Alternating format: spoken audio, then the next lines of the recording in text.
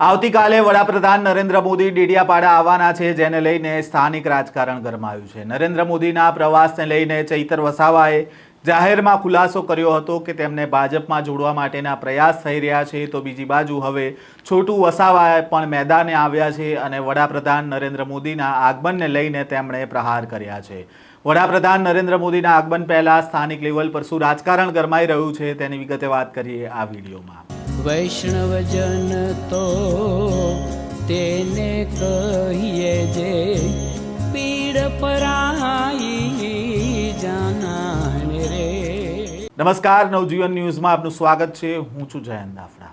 ભગવાન બિરસા મુંડાની 150મી જન્મ જયંતિના દિવસે વડાપ્રધાન નરેન્દ્ર મોદી આદિવાસી વિસ્તાર નર્મદા જિલ્લાના ડેડિયાપાડામાં આવી રહ્યા છે। વડાપ્રધાન બન્યા પછી નરેન્દ્ર મોદી પહેલીવાર ડેડિયાપાડા આવવાના છે અને અગાઉ તેમણે 31 ઓક્ટોબરે પણ નરેન્દ્ર મોદી છે તે સ્ટેચ્યુ ઓફ યુનિટી ખાતે તેમણે આવ્યા હતા અને આ 15 દિવસના ટૂંકા સમયગાળા દરમિયાન ફરી એકવાર નર્મદામાં બીજી વખત તેમણે પ્રવાસે આવતા અનેક ચર્ચાઓ પણ જાગી છે। તો બીજી બાજુ નરેન્દ્ર મોદીના આગમનને લઈને ડેડિયાપાડાના ધારાસભ્ય પણ ભાજપ પર પ્રહાર કરી રહ્યા છે અને ચૈતર વસાવા કહી રહ્યા છે કે નરેન્દ્ર મોદીના કાર્યક્રમ દરમિયાન તેમને ભાજપમાં જોડવાના પ્રયાસ થઈ રહ્યા છે, તે માટે ભાજપના નેતાઓ તેમનો સંપર્ક કરી રહ્યા હોવાનો તેમણે આક્ષેપ કરી રહ્યા છે। સાથે જ તેમની લોકપ્રિયતા ઘટાડવા માટેના પણ પ્રયાસ થઈ રહ્યા હોવાના તેમણે આક્ષેપ કરી રહ્યા છે। તો બીજી બાજુ દિગ્ગજ નેતા છોટુ વસાવાએ પણ નરેન્દ્ર મોદીના આગમન પહેલા આકરા પ્રહાર કર્યા છે। પહેલા તો શું કહી રહ્યા છે છોટુ વસાવા, તેમને સાંભળીએ। પહેલા તો એ માનતા જ નહોતા ને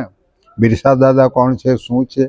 બિરસા દાદા દેશ માટે લડ્યા છે, કંઈ સમાજ માટે નથી, દેશ માટે લડ્યા છે।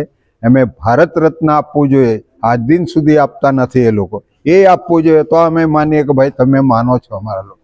અને સ્ટેચ્યુ ઓફ યુનિટીમાં સરદાર સાહેબની આટલી ઊંચી જો સ્ટેચ્યુ મૂકતા હોય તો બિરસા દાદાનું બી સાથે મૂકવું જોઈએ। શા માટે? એ અમારા માલિક છે, અમને રાહબર છે અમારા, શા માટે એમને ભારત રત્ન નહીં આપવું જોઈએ? હું એમને પૂછું છું। છોટુ વસાવાએ કહ્યું કે થોડા દિવસ પહેલા Narendra Modi statue of unity ખાતે આવ્યા હતા અને તેમણે હવે ભગવાન બિરસા મુંડાની 150મી જન્મ જયંતિના દિવસે તેઓ આવી રહ્યા છે।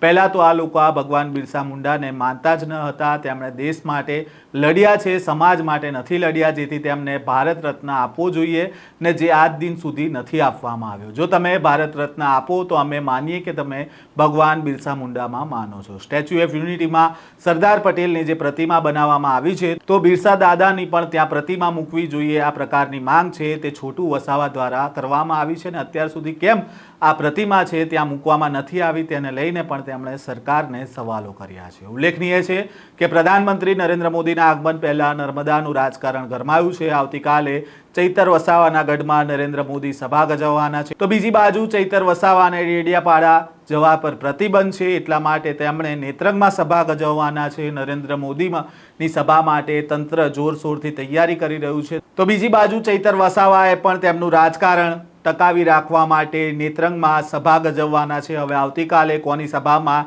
કેટલી ભીડ ભેગી થાય છે તેના પરથી તે સ્પષ્ટ થશે કે આદિવાસી વિસ્તારમાં ચૈતર વસાવા અને ભાજપનો કેટલો દબદબો છે। તો બીજી બાજુ એક એવી પણ ચર્ચા છે કે હાલ ચૈતર વસાવાની લોકપ્રિયતા વધી રહી છે અને તેમની સભામાં હજારોની સંખ્યામાં લોકો તેમને સાંભળવા માટે આવી રહ્યા છે અને ગુજરાત ભાજપનું સંગઠન છે તે માત્ર આ તમાશો જોઈ રહી છે, જેથી ચૈતર વસાવાની લોકપ્રિયતા ઘટાડવા માટેના આ પ્રયાસ હોવાની પણ અનેક ચર્ચા છે। આ સ્ટોરીને લઈને તમારું શું માનવું છે કોમેન્ટ બોક્સમાં જરૂરથી તમારો અભિપ્રાય જણાવજો। આ પ્રકારના સમાચાર અને અહેવાલ સાથે ફરી મળીશું। નવજીવન ન્યૂઝ સાથે જોડાયેલા રહેજો।